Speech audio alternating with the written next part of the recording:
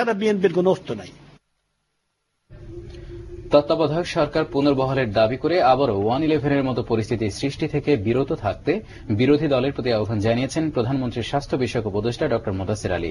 বিশ্ব নিউমোনিয়া দিবস উপলক্ষে ঢাকা রিপোর্টার্স ইউনিটিতে আয়োজিত এক কর্মশালায় তিনি সবার ভালোর জন্যই নির্বাচন কমিশনকে শক্তিশালী করার পরামর্শ দেন।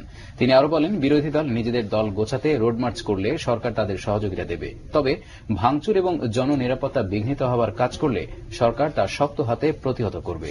কর্মশালায় উপস্থিত ছিলেন সাংবাদিক মঞ্জুরুল হাসান বুলবুল, বোরহান কবির, নিউমোনিয়া বিশেষজ্ঞ ড সামির কুমার সাহা এবং ড রুহুল আমিন।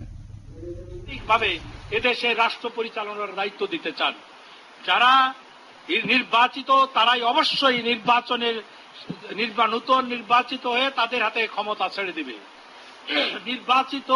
আপনারা নির্বাচিত সরকারকে বলে দিবেন যে ইলেকশন ডেট দিলে ইলেকশন কমিশনে এইগুলো করবে, আপনি এইগুলো করবেন না, আমরা করবো না। আপনার নির্বাচনে আসবেন সেটা আমরা ঠিক মতোই জানি এবং আমরা সেটা বুঝি, আমরা প্রিপেয়ার্ড, আপনারাও প্রিপেয়ার্ড সেটাও জানি। তা আপনার এর ভিতরে এই কাজগুলো করা লাগবে, এগুলো একটু করেন, সব জায়গায় মারামারি গুলো ঠেকান, ছাত্র দলকে সংগঠিত করেন, এগুলো উপদেশ দিচ্ছি আর কি। আমি যুদ্ধাপরাধীদের বিচার আদালত